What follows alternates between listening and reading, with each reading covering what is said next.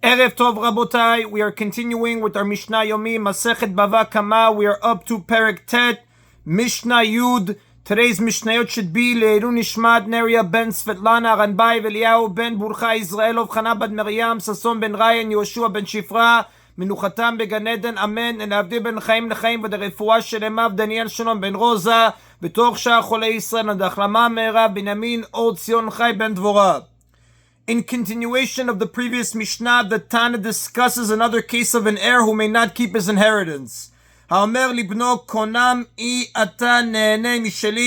someone says to his son, Konam, if you benefit from what is mine, meaning he made a vow, a neder, forbidding his son to have benefit from his property. A neder is a statement to which a person forbids himself or anyone else to use an item or to benefit from it. For example, he says, this loaf of bread is prohibited to me, or my chair is prohibited to you.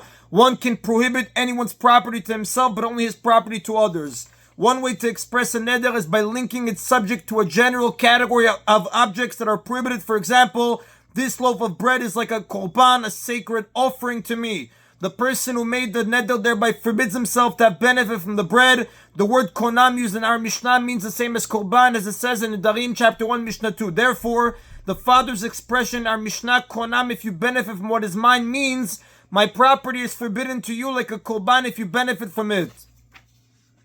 Im met yirashenu. When he dies, the son inherits him, meaning the son is allowed to have benefit from his father's estate. Since the father said, what is mine, he intended to prohibit his property only as long as it belonged to him and not after his death when it is no longer his. Bechayav uvmoto, however, if he declares his property forbidden to his son during his lifetime and after his death, for example, he said, Konam, if you benefit from what is mine during my lifetime and after my death, imet lo yirashenu, when he dies, the son does not inherit him, meaning he may not benefit even from his own share of his father's estate, because the father said that the prohibition lasts even after his death. Although a person cannot make a neder forbidding other people to have benefit from something he does not own, the father is able to prohibit his estate even after his death when it is no longer his. Since he started the prohibition in his lifetime when it did belong to him, the prohibition remains in force even after it leaves his hands, as the Gemara says in Nedarim, page 47a. And so he must return his share of the estate to his father's sons or his father's brothers, meaning the other heirs of his father. The son may not give the property as a gift in the usual manner because he would thereby benefit from it. The recipient's gratitude is a form of benefit that the giver enjoys. Instead, he may tell the other heirs, my father prohibited this property to me and I do not know what to do with it. You may take it and use it as you wish. This is not considered a gift, but a surrendering of his rights, which is permitted. The Tana provides a way for the son to keep his share. V'im en lo, but if he does not have enough money to buy food, lovei may borrow money, u'balei chov ba'im v'nifraim, and then his lender can come and collect the debt from his share of the estate. This is permitted because the son thereby benefits from his share only indirectly. In this way, the son does not receive a positive gain from the estate. Rather, the estate is used to pay off his debt and save him from a loss. This is an indirect form of benefit which is permitted according to the laws of Nedarim, as the Rav explains in Nedarim chapter 4, Mishnah 2. Since only indirect benefit is allowed, the son may not keep his inheritance and have the lender take it from him directly. Rather, he must give it to his brothers and have the lender take it from them. Now here the Rav explains the phrase Vim enlo, but if he does not have, to mean that the son does not have anything to eat. While in the previous Mishnah, Rav explained the same phrases, meaning that the son faces financial difficulty. Also, the previous Mishnah said that the same law applies even if the son simply does not want to give away his share. Now, the reason for this difference is that in the previous Mishnah's case, where a son stole from his father, who then died, the son is not prohibited to have benefit from the stolen property. He is just required to give away his share in order to fulfill the mitzvah of returning what he stole. To fulfill this mitzvah, he is allowed to give away his share and then have it collected by his borrower. In our Mishnah, however, where the son is prohibited to have benefit from his father's property, the sages forbade him to use this scheme unless he has nothing to eat. And that is end of Mishnah Yud. Now the Tana returns once more to the topic of one who swore falsely to deny a monetary obligation. Mishnah 9 taught that if the victim dies, the robber pays the principal and fifth to his heirs. Mishnah Yud Aleph discusses how the sinner can gain atonement if the deceased victim has no heirs.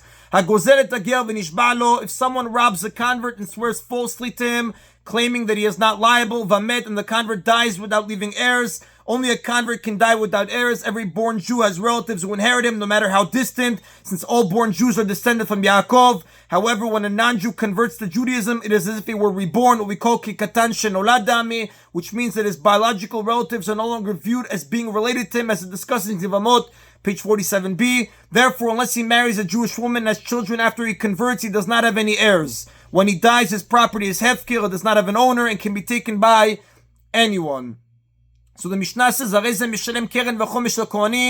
this case, the thief pays the principal and the fifth to the Kohanim, and brings an Asham offering to be burned on the altar. This is as it is stated in the book of Bamidbar, chapter 5, verse 8.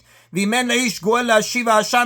the man has no relative to whom the guilt payment can be returned, meaning he does not have an heir to whom the principal and fifth can be paid, this must refer to a convert, like we explained.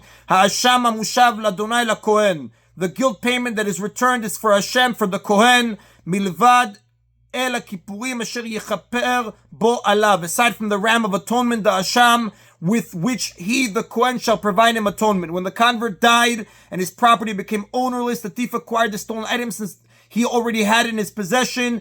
This verse teaches that he must nevertheless give it or its value in the fifth to the Kohanim in order to gain atonement for his false oath. And the Mishnah continues, Hayam ma'aleh kesef et ha'asham. If the thief was bringing up the money and Asham to Jerusalem to give the money to the Kohanim and to offer the Asham, v'amet, and he died along the way, ha'kesef yinaten levanav, the money shall be given to his sons who inherit him and not to the Kohanim. The reason he must give it to the Kohanim is only so that he will receive atonement. So after the thief died and can no longer receive atonement, nothing will be gained by having the payment taken from his estate. The stolen property and the fifth may therefore be kept by his heirs. The Asham yir'eh ad she'ista'ev, and the Asham offering grazes until it develops a blemish. And it is then sold, and the money from the sale goes toward the purchase of voluntary communal offerings. The purpose of any Asham is to atone for its owner. Therefore, if the owner of an Asham dies, it is not offered since he can no longer receive atonement. The animal is left to graze until it develops a blemish, at which point it is sold. The money from the sale is sacred and must be used to buy communal olah offerings. These olah offerings are burned on the altar when no other offerings are being burned there, so that the altar will never be idle and unused. And that is the Nabotai of today's Mishna Yomi. Baruch Adonai Le'olam. Amen v'amen.